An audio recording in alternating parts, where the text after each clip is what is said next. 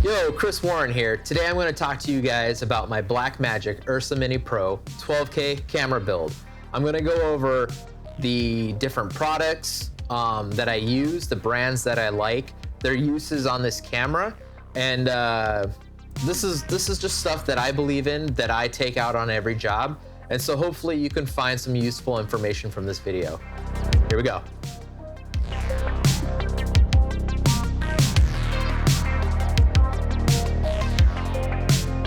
This is my camera build. What we have here, 12K body. I like to have the bright Tangerine dovetail base plate. Why I went dovetail over the V-mount system is it's more of an industry standard. The plate itself, I think, ran for like $500, but it's going to be evergreen because Bright Tangerine designed this product in a way to where I could just swap out one part and I can use this on any other camera out there. This base plate is universal, and that's why I decided to go with that. There we go. Easy to take off, easy to put back on. Another reason why I do like having the dovetail system is if I am using this as a B camera to an Alexa, or heck, even the A camera to an Alexa, this I can have two universal tripods. The ACs can mix and match. It's just more of the industry standard. Next, I'll talk about this top plate. I went with wooden camera. A lot of people go with Smallrig, which is great. It's affordable. I like it. I like the brand, but what I didn't like about the top plate is it's very narrow. If you see this wooden camera top plate, it's wide. It covers the whole width of the camera body. I like that. It gives me extra real estate up top, and it gives me more mounting options. Plus, I'm also just a fan of wooden camera themselves. They make a lot of great products, and I use their products frequently. With the top handle situation, I actually did go with the Smallrig Top Handle, which you see here. The reason why I went with this one is because it's big, it's beefy, it's got a lot of rigging points on it, 3/8, especially since I use an eye bolt for an easy rig setup. What I also like is that it allowed me to use top rods. And the reason why I like to use top rods is because here I will frequently put the focus motors on or the zoom motors on. It also clears up a lot of the real estate down here, so if I set the camera down on the ground, it won't like bump the motor and it can sit flat.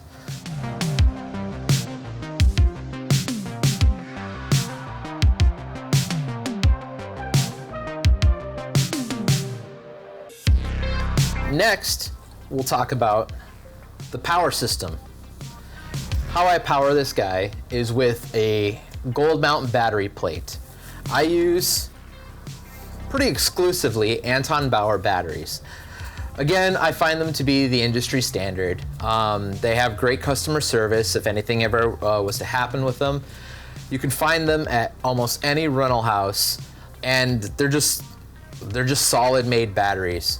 What I like about the Gold Mount 2 is that clicks, locks.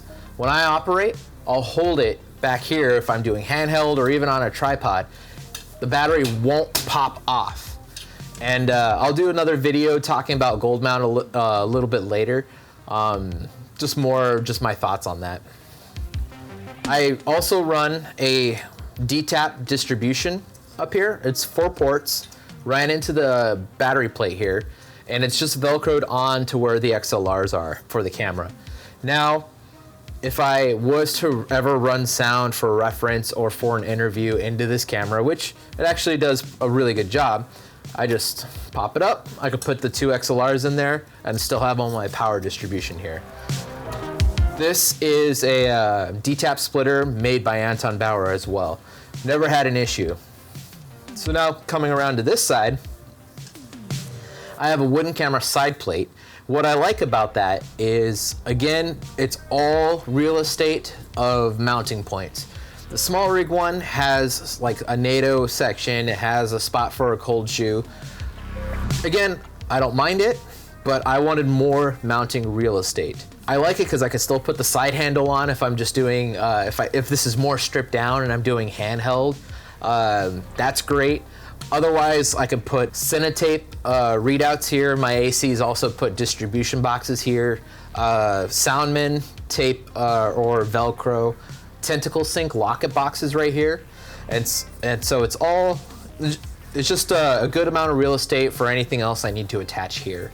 You may be wondering what this guy is. This is actually for my wireless unit.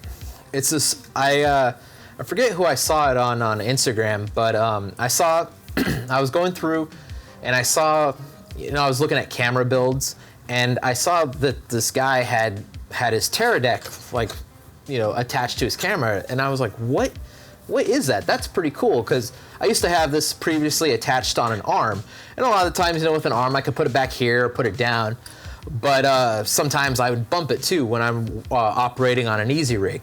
So I did some snooping and I inquired about it, and he told me that this little part from Smallrig, it's a Teradek holder, but obviously it works with other wireless transmitters, and so I think it's pretty cool. It's on there nice and secure. You lock it right here, doesn't wobble, doesn't go anywhere, and it keeps the camera build nice and slim. That's what I like, is a very nice direct camera build. So then as we come around, we'll look at the focus motor that I have and use. I have the Tilta Nucleus M system, and I can't recommend it enough. It's been reliable, the motors are great, my ACs really like using it. It's a really good entry-level focus unit, and it can work in the pro environment. I know when you start getting up to brands of like the Arri WC-U4 or Preston's, those are very high-end units, and they have a lot more features than the Tilta, which are great when you're in that high-stressed, high-intense environment. But for a lot of the work that I do and shoots that I'm on, the Tilta is plenty. So, like I said, I like the top rod mounted onto here. If I was to do a zoom motor as well, it would go right here. So for lens here, I have a GL Optics rehoused 18-35 Sigma lens. The 12K camera comes with a PL mount. What I like about the PL mount is that it opens up my lens possibilities. I can use higher end Angenieux lenses, I can get anamorphic lenses. Not that I can't with other mounts, but it's easier, especially being here in LA, to find really good deals for PL mounted glass. And a lot of the times too, PL mount glass is Cinestyle. They have the focus marks here, you have your zoom, you have a manual iris. To me, that just makes my workflow easier. It makes it faster, it makes it quicker, makes my assistants, if they're measuring an actor walking from 25 feet to 12 feet, they can watch it on the barrel of the lens and pull. They don't even need to see. As long as they measure and kind of time, they can follow on the lens. So that's why I prefer the PL mount. And that's why I preferred getting this lens in PL mount, because then I can also rent this lens out, which I have, or I can use it on any other higher end camera system. Now we'll go over what I use to monitor this camera. What's cool is that, yes, it has this nice little flip out 4-inch screen. I do use this screen to keep focus peaking on if I can, like in a studio environment, or maybe I'm handheld. A lot of the times, if I am handheld, it does get in the way, so it's cool to close it. So the monitor that I got to view this externally is the Blackmagic 12G HDR 7-inch monitor. What I like about this is that it's 2500 nits, it's DCI P3 100% color space, and it's 10-bit. So it kind of checked all the boxes for me. There's a few things I don't like about that, but about this monitor, but I'll cover that in another video down the line. So this camera shoots B-RAW only. With this monitor being an external recorder, it helps me capture ProRes for my clients. I can capture it on an SD card, hand it off to them, they transfer, however long it takes, but it just gives me a ProRes option with this Ursa Mini 12K. So that's my workaround for that. I know some people were like, oh, the camera doesn't shoot ProRes. I have a lot of clients, it's like, Even if you don't go with Blackmagic, I know Atomos, you can record ProRes. There's a few other, maybe an Odyssey 7Q Plus that you can record ProRes. There's options out there. You just gotta find what works best for you. So how I mount the monitor onto the camera is that I actually got a Smallrig ultralight system here. So I have one that is a locking pin, and I put it on the side here so this doesn't rotate. I had it on the other side previously, and I've had it up front, but it kind of blocks mounting. So I just find it easier on the side here. You may have noticed one thing that I didn't take off and that I'd like to keep on here as much as possible is this rosette handle system. This is actually Tilta Handles. What I like about them is it's the closest thing to spider grips, just made from Tilta. Spider grips, you may have heard what they are. They're kind of the industry standard handles for handheld. What I like about them is this can go up, down, so if I'm doing easy rig and I want to hold it like this, I can maneuver it like this. I can put it any direction pretty much. These I can extend if I need to. Same here with any kind of location. And whether I operate like this or if I want a wider grip, I can turn here, put it any direction. So these, I think they retailed for somewhere between $400 to $500, but they're well made. They're really good quality stuff, and I can't recommend them enough.